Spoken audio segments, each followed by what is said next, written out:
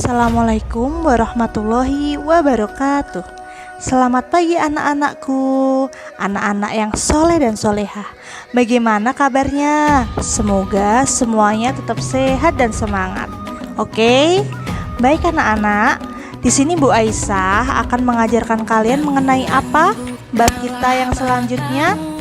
Benar sekali, mengenai indahnya etika, pergaulan, dan komunikasi dalam Islam. Sebelum kita mulai pembelajaran, alangkah lebih baiknya semuanya, mbak-mbak dan mas-mas, kita berdoa terlebih dahulu. Mari kita sikap berdoa. Bismillahirrahmanirrahim.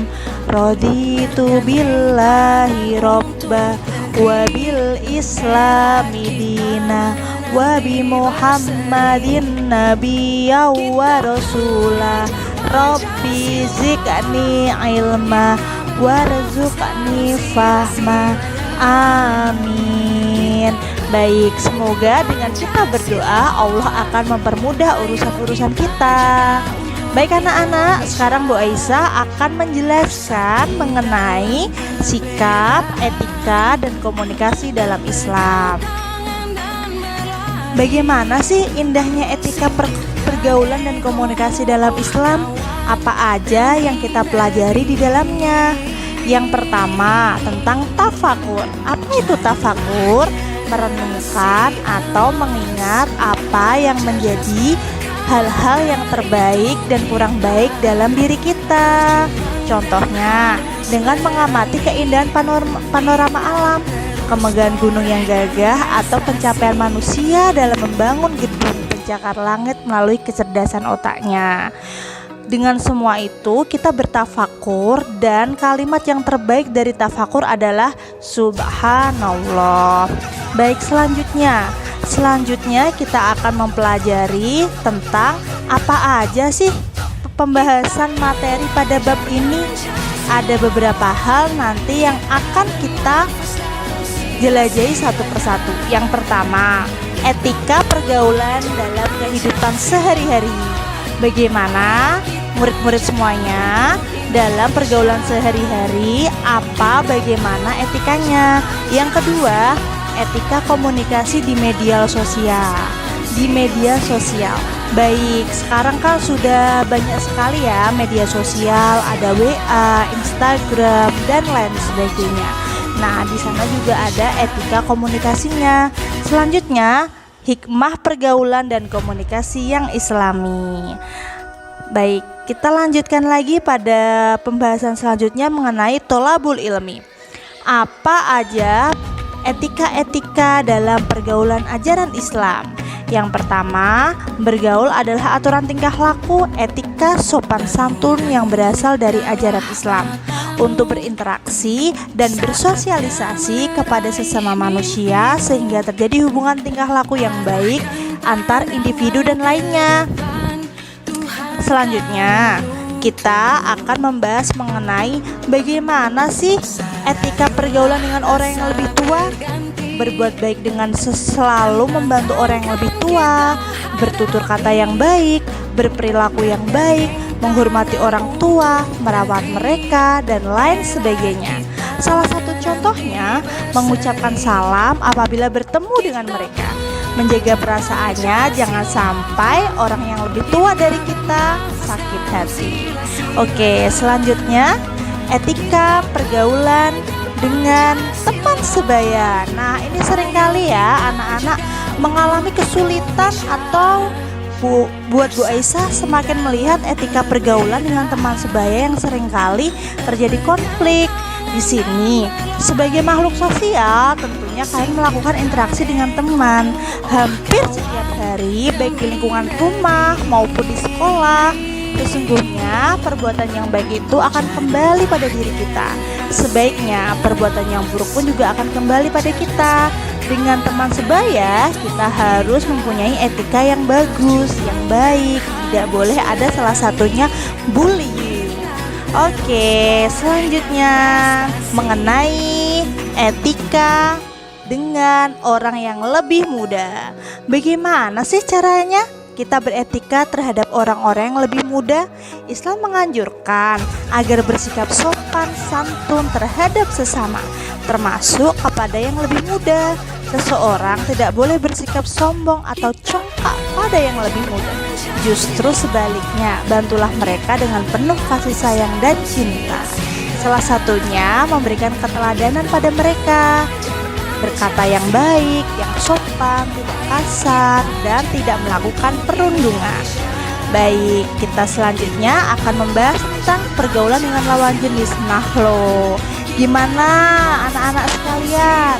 Apakah kalian sudah tahu pergaulan dengan lawan jenis? Apakah kalian sudah paham apa yang harus dihindari, apa yang boleh, apa yang tidak boleh? Salah satunya, hindari berduaan dengan lawan jenis. Yang kedua, bersentuhan fisik yang berlebihan. Yang ketiga, harus bisa menjaga pandangan. Yang keempat, hindari berdua-duaan di tempat yang sepi, serta menjaga batasan intensitas komunikasi. Terus, kita juga harus minta izin kepada orang tua apabila berteman dengan lawan jenis atau mereka sekedar teman kita harus menceritakan kepada orang yang lebih tua sehingga kita ada keterbukaan dengan orang tua kita. Dan bagi wanita hendaknya kita bisa menutup aurat. Baik, selanjutnya kita akan membahas mengenai sebenarnya seperti apa sih etika komunikasi secara Islam itu. Islam mengajarkan agar menggunakan komunikasi yang lemah lembut kepada siapapun dalam lingkungan apapun. Komunikator sebaiknya komunikasi dengan yang lemah lembut dan tidak bermusuh-musuhan. Etika komunikasi secara Islam tadi sudah Bu Aisyah jelaskan pengertiannya. Salah satunya berbicara atau menyampaikan informasi dengan benar. Nah, seringkali ini kita sebut dengan berbicara dengan jujur. Baik anak-anak, berkomunikasi dengan orang lain sama makanya dengan berbicara dengan orang lain. Maka dengan itu kita ketika berbicara dengan orang lain kita harus dituntut untuk berkata benar atau jujur. Dalam menyampaikan informasi kepada orang lain, baik yang bersikap langsung maupun melalui sosial media, harus dilakukan dengan benar dan tidak merekayasa atau manipulasi fakta sebenarnya, atau yang seringkali anak-anak sering dengar dengan sebutan hoax. Oke, jadi ketika kita berbicara dengan orang lain, ketika kita berbicara secara langsung maupun melalui sosial media, kita harus bisa berbicara dengan jujur. Itu salah satu adab atau etika berbicara dalam Islam.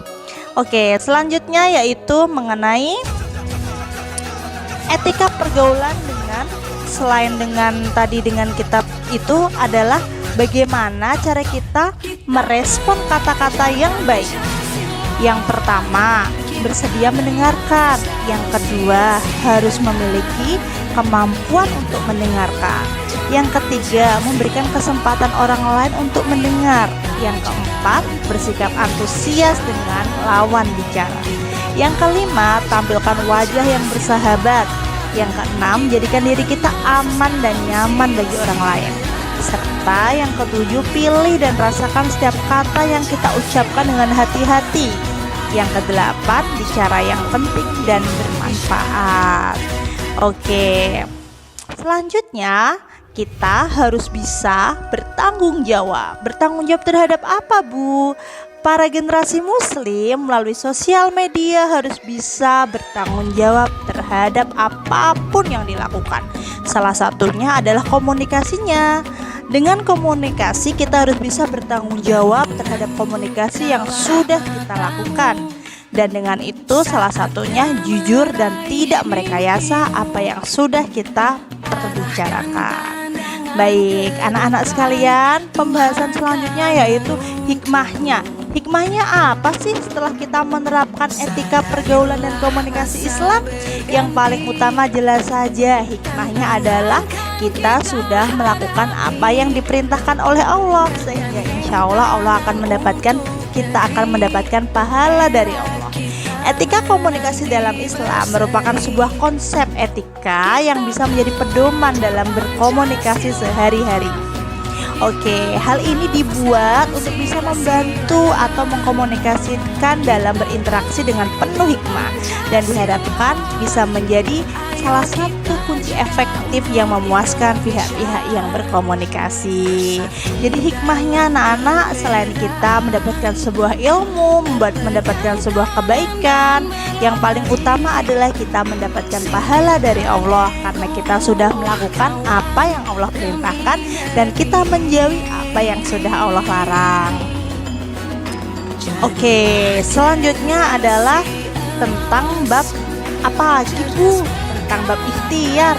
Apa itu ikhtiar? Ikhtiar adalah sebuah usaha, sebuah hal yang kita lakukan untuk kita bisa menjadi anak-anak yang selalu mau berusaha dan tidak pantang menyerah. Never give up terhadap semua hal yang kalian cita-citakan, sehingga insya Allah di balik kesulitan akan ada kemudahan dari Allah. Dan ingat janji Allah, Allah tidak akan merubah apa anak-anak? Merubah keadaan suatu kaum sebelum kaum tersebut merubah keadaan sendiri. Oke, setelah penjelasan yang sudah Bu Aisyah jelaskan, berikut adalah contoh-contoh bahwa interaksi dan komunikasi yang baik dalam Islam, di mana guru dan siswa menyapa salam ketika masuk sekolah. Foto-foto berikut, gambar-gambar berikut sebagai contoh buat anak-anak semua bagaimana kita bersikap di lingkungan sekolah supaya kita bisa menerapkan materi ini.